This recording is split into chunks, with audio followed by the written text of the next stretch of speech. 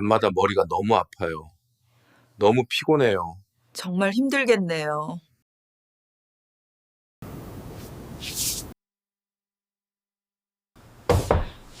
단 몇 분 만에 완전히 건강했던 사람이 평생 장애를 안고 살아가게 될 수 있습니다. 사고도 희귀병도 아닙니다.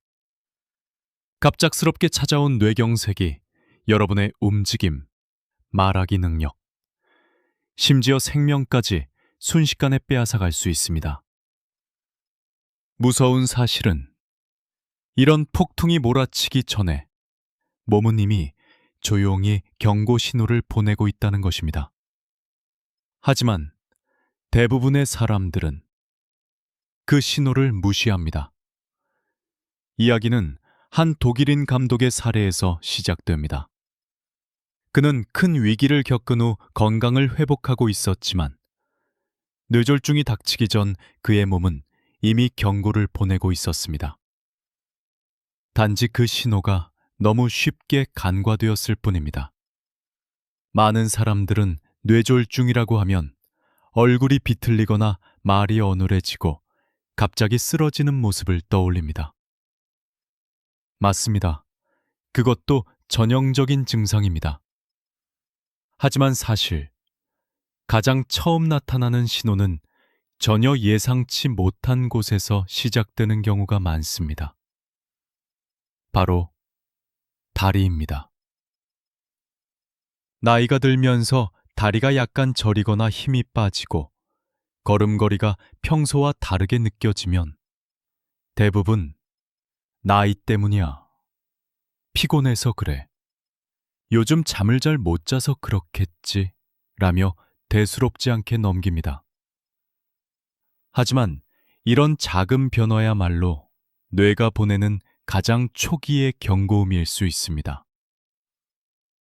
상상해 보세요. 혈관이 서서히 좁아지고 뇌로 가는 혈류가 감소하면 몸은 처음엔 큰 소리를 지르지 않습니다. 대신 살짝 속삭이듯 신호를 보내는데 그 신호가 가장 먼저 나타나는 곳이 바로 뇌의 아래쪽에 있는 교뇌입니다. 이 부위는 다리의 운동 기능을 조절하는 핵심 구역입니다. 그래서 이곳의 혈류에 조금만 이상이 생겨도 다리의 감각이 먼저 변하게 됩니다. 그러나 대부분의 사람들은 이를 단순한 근육 약화나 운동 부족으로 오해하고 평소와 다름없이 생활을 이어갑니다. 그러다 어느 날 진짜 뇌졸중이 아무런 예고 없이 찾아옵니다. 그때는 단순한 경고가 아닙니다.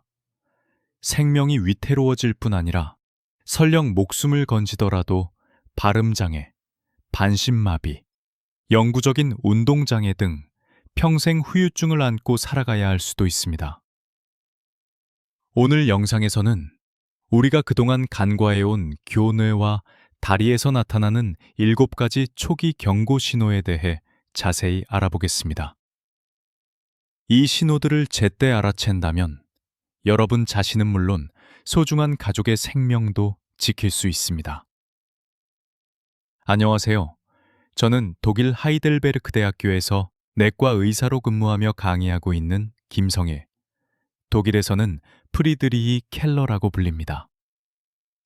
20년 넘게 심장 및 뇌혈관 질환을 진료하면서 한 가지 사실을 늘 목격해왔습니다. 바로 뇌졸중이 발생하기 전 대부분의 환자들에게서 교뇌 부위와 다리에서 경고 신호가 먼저 나타난다는 것입니다.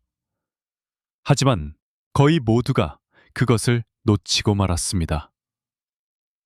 혹시 여러분도 이런 경험이 있었나요? 아침에 일어나 욕실로 걸어가다가 한쪽 다리가 뻣뻣하고 힘이 빠진 느낌. 걷다가 발가락이 순간적으로 찌릿하고 걸음이 흔들리는 느낌. 대부분은 어젯밤에 잠을 잘 못 자서 그렇겠지. 오랜만에 움직여서 그래.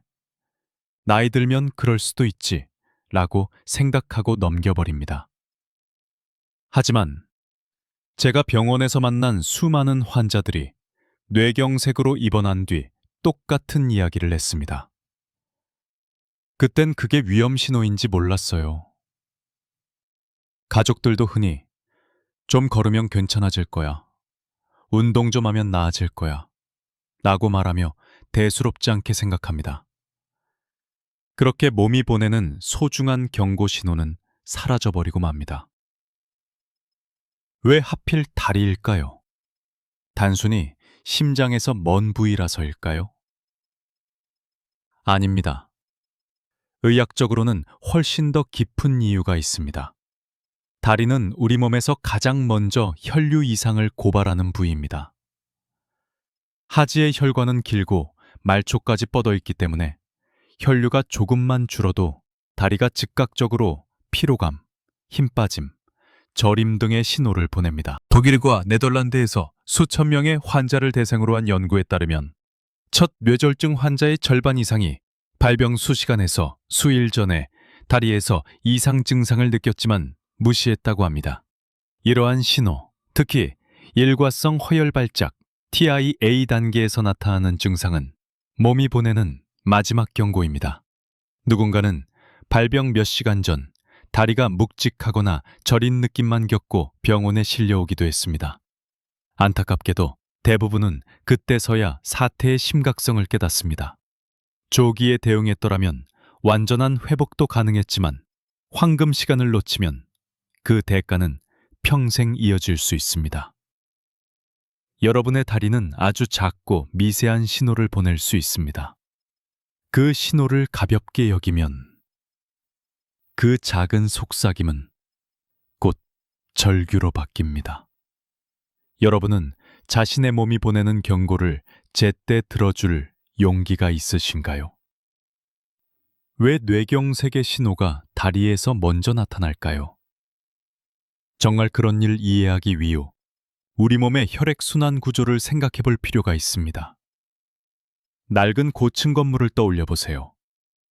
물이 약해지면 어디서부터 물줄기가 끊길까요? 바로가, 즉 가장 먼 곳부터입니다.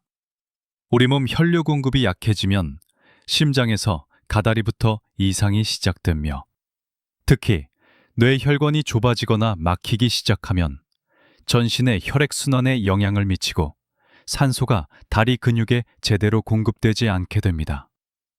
그 결 이상하게 약이 하지만 여기서 가장 중요한 것은 뇌의 구조입니다. 우리, 즉 왼쪽 뇌는 오른쪽, 오른쪽 뇌는 왼쪽을 담당합니다. 뇌에서 내려오는 신경섬유는 뇌줄기 중앙 부위를 지나면서 교차, 크로싱하기 때문에 왼쪽 뇌에 문제가 생기면 오른쪽 다리, 오른쪽 뇌에 문제가 생기면 왼쪽 다리에 먼저 이상이 나타나게 됩니다. 또한 다리는 걷기, 균형 유지, 체중 지지 등 다양한 역할을 수행하기 때문에 혈류에 조금만 이상이 생겨도 바로 신체 이상으로 드러납니다. 우리가 복잡한 임무를 동시에 수행하고 있기 때문에 뇌의 작은 이상이라도 빠르게 드러날 수 있습니다. 간단히 말해, 당신의 뇌에 문제가 있다는 뜻입니다. 외모에 관해서는 모든 것은 얼굴에 도달하기 전에 다리에서 시작됩니다. 많은 경우 뇌는 교차 신호 시스템 때문에 반응하는데 다리는 뇌 건강의 열쇠이기 때문입니다. 이를 조기 경고라고 생각해 보세요. 네, 저는 지금 독일에 있습니다.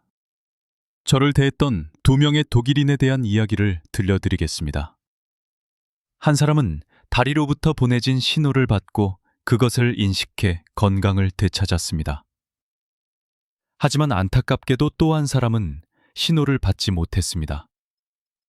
그 신호를 무시하면 평생 불편함을 안고 살아가야 합니다. 그는 그렇게 살아야 했습니다. 먼저 독일에 사는 68세 남성 하일리 슈미트 씨의 사례를 이야기해 보겠습니다. 그는 3주 동안 오른쪽 다리에 지속적으로 통증과 쇠약감을 느꼈고 마치 다리에 서서히 힘이 빠지는 듯한 느낌이 들었습니다. 하지만 그는 단순히 노화로 인한 자연스러운 현상이라고 생각하고 대수롭지 않게 여겼습니다. 모든 것이 진짜로 바뀐 것은 딸과 함께 슈퍼마켓에 갔던 어느 날이었습니다. 계산대에 서 있던 순간 그의 다리가 갑자기 완전히 힘을 잃으며 거의 그 자리에서 쓰러질 뻔했습니다. 이 순간 가족은 크게 걱정하며 즉시 병원으로 그를 데려갔습니다. 진단 결과 그의 좌측 뇌동맥이 약 70%가량 막혀 있었습니다. 조기에 발견하지 못했다면 몇 주 안에 큰 뇌졸중을 겪었을 수도 있었습니다. 다행히도 제때 발견하여 의사들이 약물 치료와 생활 습관 교정을 통해 신속하게 개입했고, 현재 그의 건강은 안정되었으며 심각한 사건을 피할 수 있었습니다. 반면 72세 여성 게르트루트 바커 씨의 이야기는 더 안타까운 결말을 가지고 있습니다. 약 일주일 전부터 그녀는 왼쪽 다리에 통증을 느끼기 시작했고, 가끔 힘이 빠지고 무력해지는 증상이 나타났다가 사라지곤 했습니다. 그녀는 단순히 나이 때문에 생긴 증상이라고 생각했고, 가족도 운동이 부족해서 그래요 라며 대수롭지 않게 넘기고 산책을 권장할 뿐이었습니다. 누구도 이 경고 신호를 진지하게 받아들이지 않았습니다.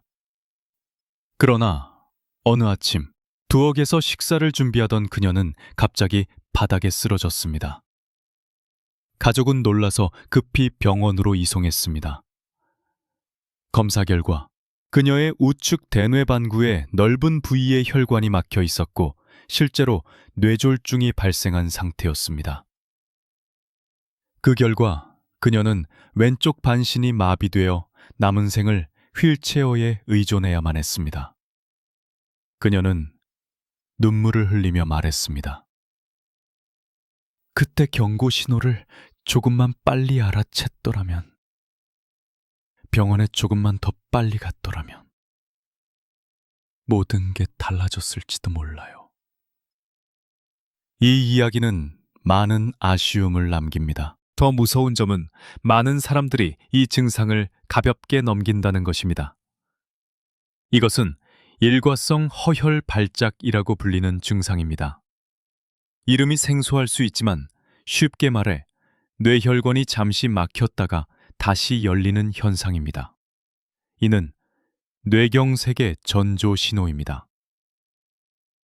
몇 분 동안 한쪽 다리에 힘이 빠지거나 감각이 무뎌졌다가 다시 돌아오는 경험이 있다면 이는 매우 위험한 경고입니다. 많은 사람들은 증상이 곧 사라지기 때문에 괜찮아졌네 라고 안심하지만 이것이 바로 큰 문제입니다. 이제 뇌경색의 7가지 전조 증상을 말씀드리겠습니다. 자세히 설명드릴게요. 제가 강조하고 싶은 점은 다리에서 이상이 나타났다가 곧 회복되더라도 괜찮겠지 라고 넘기지 말라는 것입니다. 바로 그때가 병원에 가야 할 가장 좋은 타이밍일 수 있습니다. 이 순간을 놓치지 마세요. 앞으로 말씀드릴 다리에서 나타나는 7가지 뇌졸중 신호를 하나씩 공개하겠습니다. 이건 단순한 증상이 아니라 생명의 경고입니다. 이 중 단 하나라도 경험했다면 절대 무시해서는 안 됩니다. 첫 번째 신호는 보통 한쪽 다리에서 갑작스러운 무력감으로 시작됩니다. 저도 예전에 계단을 오르다가 한쪽 다리에 갑자기 힘이 빠져 거의 넘어질 뻔한 적이 있습니다. 혹시 비슷한 경험이 있으신가요? 의자에서 일어날 때 한쪽 다리에 갑자기 힘이 빠져 버티지 못한 적이 있나요? 대부분의 사람들은 피곤해서 그래, 잠을 못 자서 그래, 운동을 안 해서 그래 라고 생각하며 무시합니다. 그러나 진실은 단순하지 않습니다. 만약 단순히 근육이 약해서 생긴 현상이라면 양쪽 다리가 함께 약해지고 걸을수록 피로감이 점점 쌓입니다. 반대로 정상적으로 걸어가다가 한쪽 다리만 갑자기 힘이 빠진다면 이는 뇌혈관 문제와 관련된 매우 특징적인 신호입니다. 중요한 점은 휴식을 취해도 이런 무력감은 일반 근육 피로처럼 즉시 회복되지 않는다는 것입니다. 같은 쪽 다리에서 이 현상이 반복된다면 특히 주의해야 합니다. 이는 근육 문제가 아닌 신경학적 문제일 가능성이 높습니다. 신경학적으로 운동 신호는 뇌에서 다리로 내려가고 감각 신호는 반대로 올라옵니다. 뇌혈류에 문제가 생기면 이 두 가지 신호가 어긋나면서 마치 다리가 박자를 놓친 것 같은 느낌이나 제어 불능 상태가 됩니다. 많은 환자들이 걷다가 한쪽 다리가 말을 안 들어요. 발을 헛디디는 느낌이 들고 힘이 쭉 빠집니다. 라고 이야기합니다. 쇼핑카트를 밀다가도 갑자기 다리에 힘이 빠져 툭 주저앉는 느낌을 받은 사람도 있습니다. 이것이 바로 많은 사람들이 뇌졸중이 오기 전에 놓쳤던 초기 경고 신호입니다. 많은 환자들이 실제로 이러한 증상에 대해 불평해 왔습니다. 정밀 검사를 진행해 보면 적지 않은 경우에서 의사는 뇌혈관이 좁아져 있거나 미세한 뇌경색 병소를 발견합니다. 다시 말해, 이것은 많은 사람들이 오해하는 정상적인 노화 현상이 아니라 명확한 의학적 경고 신호입니다. 두 번째로 흔히 나타나는 신호는 한쪽 다리에서 나타나는 저림과 따끔거림의 감각입니다. 많은 사람들은 이 느낌을 맨발로 걸을 때 두꺼운 양말을 신은 것 같거나 발바닥에 얇은 솜이 깔려 있는 것처럼 뻣뻣하고 뜨겁고 차가운 감각이 섞여 있으며 촉감 구분이 어려운 상태로 묘사합니다. 핵심은 이 상태가 단순한 말초신경병증만은 아니라는 점입니다. 예를 들어 원인이 디스크 탈출이나 신경 압박이라면 저림 증상은 보통 발가락에서 시작해 발목, 종아리로 양말 모양으로 서서히 퍼지고 오래 앉아 있거나 몸을 굽혔을 때 쉽게 재발합니다. 반면 문제가 뇌혈관에서 비롯된 경우는 양상이 매우 다릅니다. 보통 한쪽 다리에서만 갑자기 나타나며 자세와 상관없이 발생하고 여러 번 반복될 수 있습니다. 발 자체에는 뚜렷한 손상이 없지만 뇌의 감각 피질로 가는 혈류가 줄어들어 뇌가 다리로부터 오는 신호를 잘못 해석하기 시작하는 것입니다. 그 결과 뜨거운 물에 발을 담가도 온도를 잘 느끼지 못하거나 울퉁불퉁한 바닥을 걸을 때 평평한 곳을 걷는 것처럼 느낄 수 있습니다.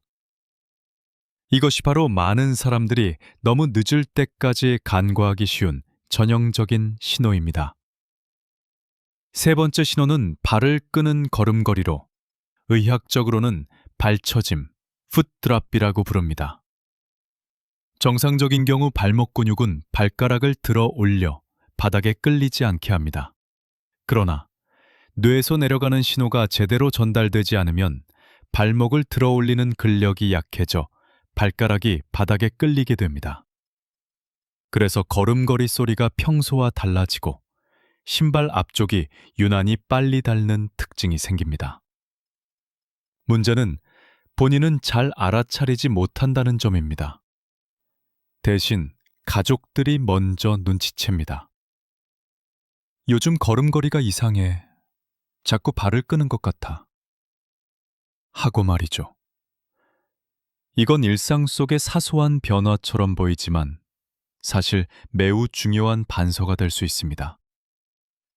실제로 제가 독일에서 만난 한 환자의 경우 그의 아내가 신발 밑창 한쪽만 이상하게 닳는 것을 보고 병원에 데려왔습니다.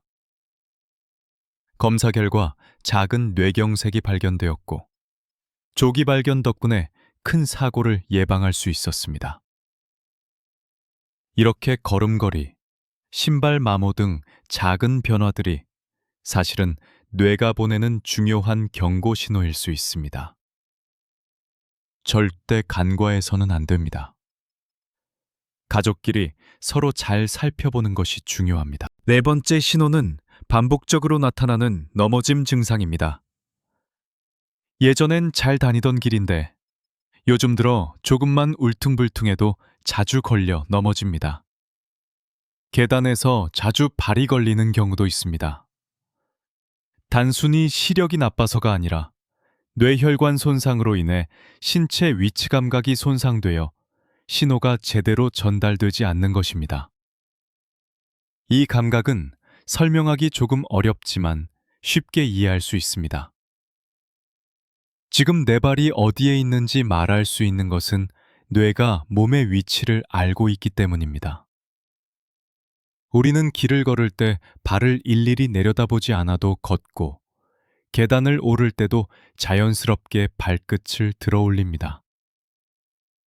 이는 깊은 감각 고유 수용 감각이 뇌와 다리 사이에서 제대로 전달되기 때문입니다. 하지만 이 기능이 저하되면 뇌가 발의 위치를 정확히 파악하지 못해 아주 작은 문턱에도 걸려 넘어지거나 계단 높이를 잘못 계산해 발을 헛디뎌 버릴 수 있습니다. 문제는 이러한 넘어짐이 단순한 실수로 끝나지 않는다는 것입니다. 특히 70세 이상 고령자에게는 낙상이 고관절 골절, 척추 골절 등 심각한 부상과 장기 질환으로 이어질 수 있습니다. 보통 피로하거나 긴장했을 때 다리가 살짝 떨릴 수 있지만 휴식을 취하면 금방 사라집니다. 그러나 원인이 뇌혈관이라면 이 떨림은 양상이 완전히 다릅니다. 반복적으로 다양한 상황에서 의지와 상관없이 여러 차례 나타나는 특징이 있습니다. 왜 그럴까요? 그것은 뇌가 마치 지휘자처럼 우리 몸의 모든 움직임을 조절하기 때문입니다. 뇌의 혈관이 좁아지거나 막히면 다리로 내려가는 신호가 불안정해져서 다리가 스스로 떨리기 시작하고 본인은 이를 제어할 수 없게 됩니다. 다리가 원치 않는데도 불구하고 울퉁불퉁해지고 떨리거나 흔들리는 현상이 나타납니다. 나는 그렇게 하고 싶지 않은데도 다리가 저절로 움직입니다. 이것은 단순히 나이 들거나 관절의 문제가 아니며 결코 단순한 실수로 볼 수 없습니다. 만약 떨림이 지속적이고 반복적으로 나타난다면 반드시 신경과 검사를 받아야 합니다. 6번째 신호는 걷는 사람을 위한 신호로 바로 균형 상실과 비틀거림입니다. 우리 뇌의 뒤쪽에 위치한 손해는 신체의 균형과 조화를 담당하는 기관입니다. 이 부위로 가는 혈류가 차단되면 걷는 동안 움직임이 어색해지고 균형을 유지하지 못하며 몸이 한쪽으로 기울거나 제자리에서 비틀거리는 움직임이 나타납니다.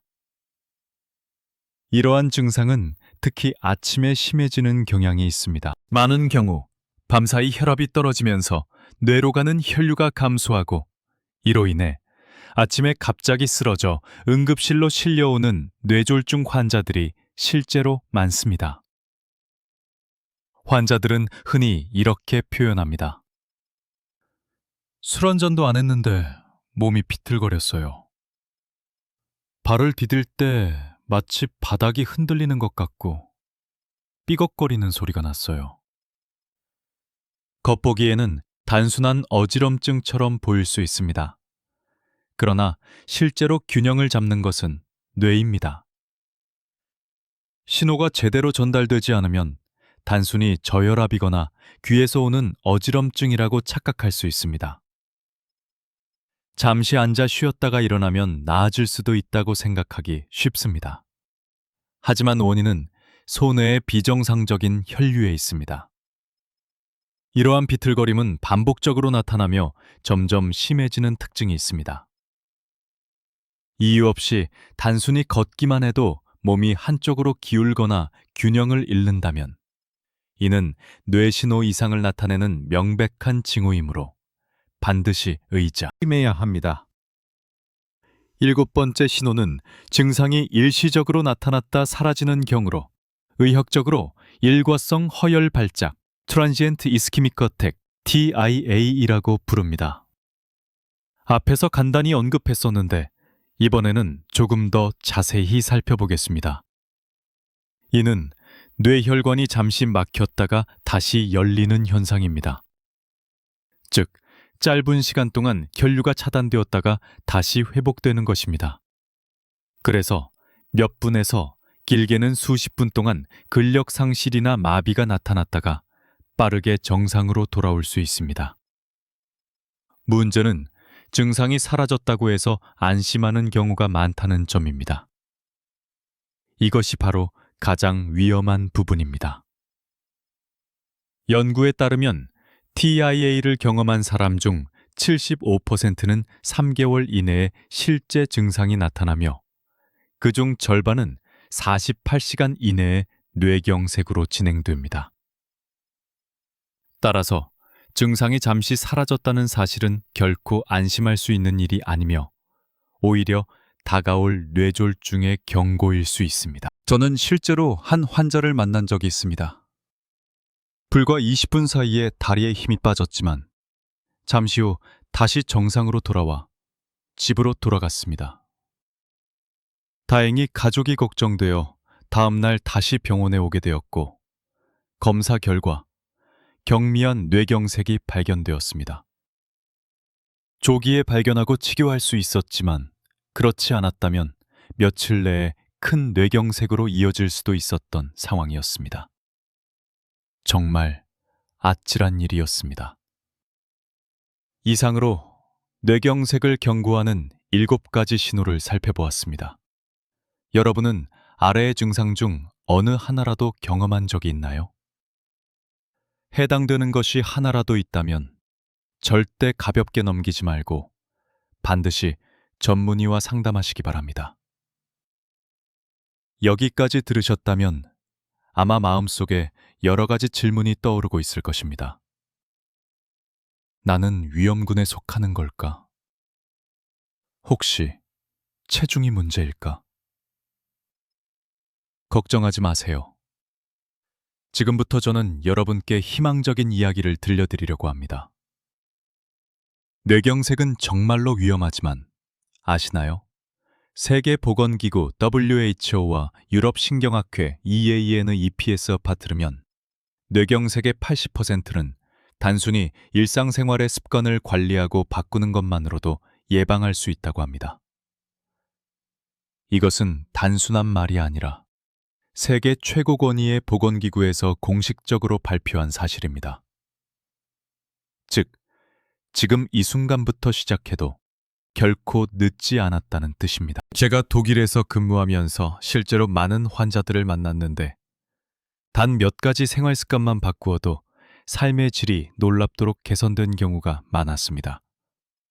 그리고 그중 첫 번째이자 가장 중요한 것이 바로 혈압 조절입니다.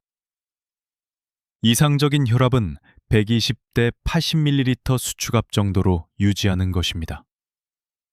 이미 고혈압이 있다면 최소 목표는 130대 80mm 수기로 미만으로 유지하는 것입니다. 이는 고혈압 초기 단계로 이 시기에 조절하는 것이 매우 중요합니다. 매일 같은 시간에 혈압을 측정하는 습관을 들이세요. 가장 좋은 시간은 아침에 일어난 후 30분 정도 지난 시점입니다. 매번 측정한 수치를 기록해두면 이상 변화를 조기에 발견할 수 있습니다. 맞습니다. 혈압이 높아지면 혈관 벽에 미세한 손상이 생기고 그 부위에 콜레스테롤이 침착됩니다. 이렇게 쌓이면서 혈관이 점점 좁아지고 이 과정이 반복되면 결국 혈관이 막혀 뇌경색으로 이어질 수 있습니다. 다음으로 중요한 것은 혈당 관리입니다. 건강한 사람의 공복 혈당은 100mg/dl 미만, 식후 2시간 혈당은 140mg/dl 미만이 이상적입니다. 이미 당뇨병이 있다면 의사와 상의하여 개별적인 목표를 설정해야 하지만 일반적으로 공복 혈당은 130mg/dl 미만, 식후 2시간 혈당은 180mg/dl 미만으로 유지하는 것이 권장됩니다. 왜 이것이 중요할까요? 혈당이 높으면 혈관벽이 점점 손상되고 그 결과 뇌경색 위험이 최소 3배 이상 높아집니다.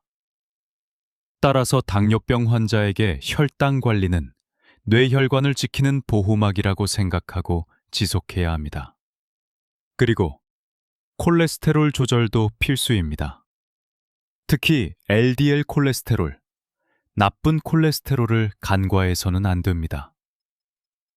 LDL은 혈관벽에 들러붙어 기름 찌꺼기 같은 플라크를 만들고 결국 혈관을 좁히거나 막아버립니다. 반면 HDL 콜레스테롤, 좋은 콜레스테롤은 혈관 내에서 LDL을 제거하는 역할을 합니다. 그렇다면 어떻게 해야 할까요? 우선 포화지방이 많은 지방질 음식, 가공육, 튀김류의 섭취를 줄이세요. 대신 오메가3 지방산이 풍부한 음식을 섭취하세요. 대표적으로 등푸른 생선, 연어, 고등어, 오징어 등을 주 2, 3회 먹는 것이 좋습니다. 호두, 아몬드, 아마씨와 같은 견과류, 올리브유나 카놀라유 같은 불포화 지방이 풍부한 식물성 기름도 LDL을 낮추고 HDL을 높이는 데 도움이 됩니다. 또한 야채와 과일도 잊지 마세요. 특히 녹황색 채소와 베리류 과일은 항산화 물질이 풍부해 혈관벽을 강화하고 보호합니다. 운동도 빼놓을 수 없습니다. 복잡할 것 없습니다. 가장 좋은 방법은 빠르게 걷기입니다. 하루 30분, 주 5회 빠르게 걷는 것만으로 충분합니다. 옆 사람과 대화는 가능하지만 노래는 부르기 힘든 정도의 속도로 걸으세요. 이런 속도의 적당히 빠른 걷기만으로도 혈액순환이 개선되는 것이 여러 연구에서 확인되었습니다. 생활 습관 중 가장 중요한 것은 음주와 흡연을 줄이거나 끊는 것입니다. 흡연은 혈관을 직접 손상시키고 음주는 혈압을 높입니다. 남성은 하루 2잔 이하, 여성은 1잔 이하가 안전 기준이며 가능하다면 그보다 적게 마시는 것이 좋습니다. 그리고 충분한 수면도 중요합니다. 수면이 부족하면 혈압과 혈당이 모두 상승하게 됩니다. 지금 집에 계신다면 하루 3분만 투자해서 할 수 있는 간단한 자가 점검법을 알려드리겠습니다. 하나, 먼저 의자에 앉았다가 일어나면서 두 팔을 가슴 앞에 교차해 보세요. 양쪽 다리의 근력이 균형 있게 작용하는지 확인합니다. 둘, 다음으로 눈을 감고 30초 동안 가만히 서 보세요. 중심을 잘 유지할 수 있는지 점검합니다. 셋, 양쪽 발바닥의 감각 차이를 손으로 만져서 비교해 보세요. 촉각의 차이가 있는지 확인합니다. 넷, 마지막으로 일직선상을 따라 약 10걸음을 걸어보세요. 비틀거리거나 균형을 잃지 않고 걸을 수 있는지 확인합니다. 이 4가지 중 하나라도 이상이 있다면 좀 쉬면 괜찮겠지라고 넘기지 마세요. 증상이 나타난 바로 그 순간이 골든타임입니다.